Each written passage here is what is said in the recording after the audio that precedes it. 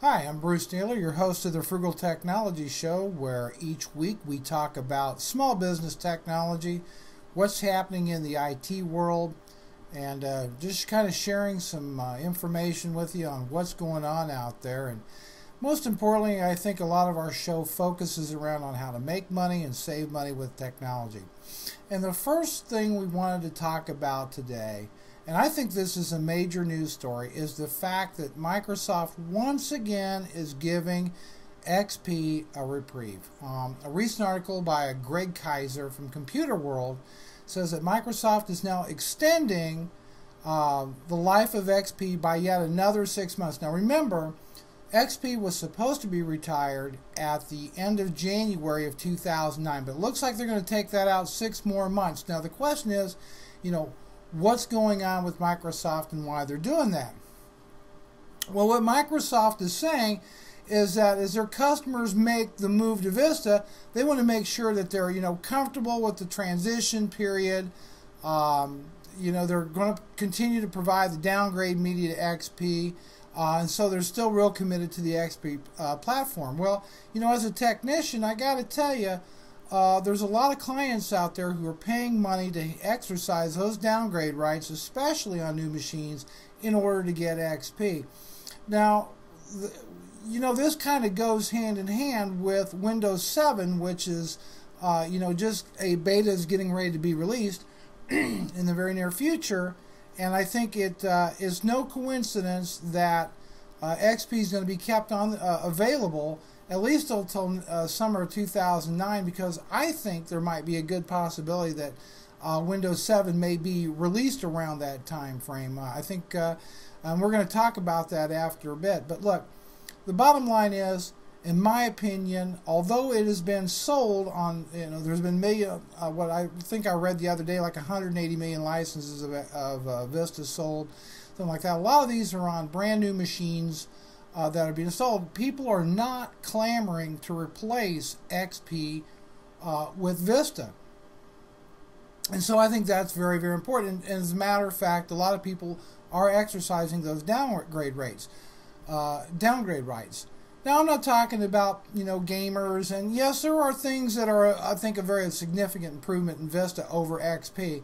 And a lot of people, write to me and say, well, you're an XP fanboy, you're a Mac fanboy, Vista works just great for me, all that. But understand that we're talking about people trying to use Vista, on business class machines and running business class applications as opposed to video games and so forth. It's not what businesses buy these machines for. It's not the purpose of the operating system. They're using it to do things, like we run Microsoft Dynamics CRM. And quite frankly, it just doesn't seem to run quite right on Vista like it does XP. So there's a lot of reasons why business owners would be reluctant to cough up the money to try to upgrade from XP to Vista, especially given the hardware requirements, the graphic card requirements, generally are not there in a lot of the business class machines out on the street right now.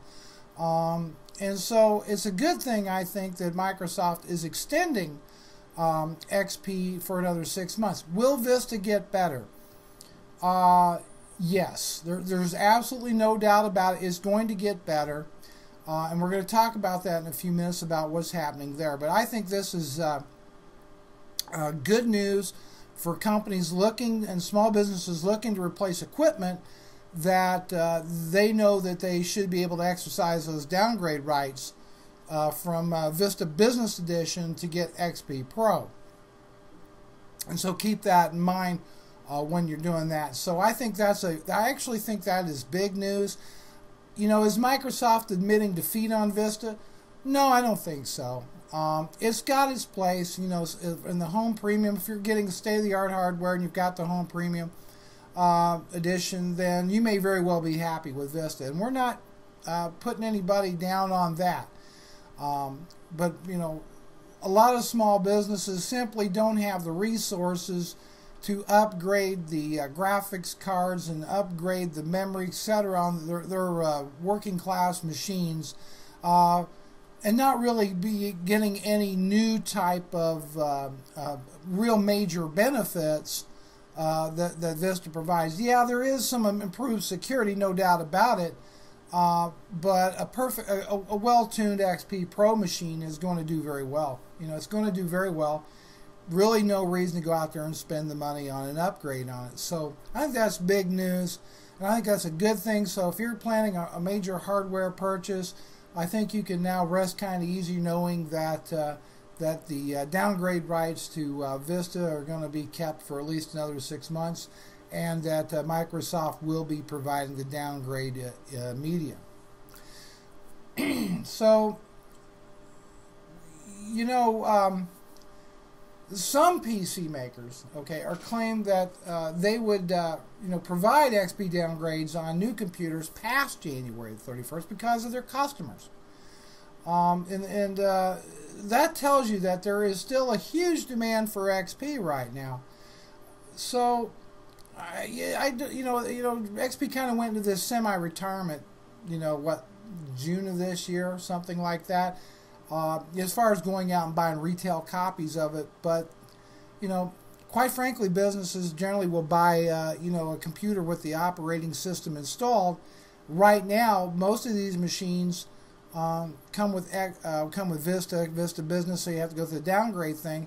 Although with certain manufacturers, I think HP might be one of them, that you just can get the machine with XP preloaded by virtue of exercising the downgrade rights. So I think that's kind of good news. Now, of course, Microsoft is saying, after July of next year, it's over. We're halting, XP, all that sort of thing. But it wouldn't surprise me that at about the time that Microsoft halts XP, I think you're going to see very, very close behind that a major release of the newest version of Windows. And I think that Microsoft, in a way, is looking to put Vista behind them and move on to their new operating system.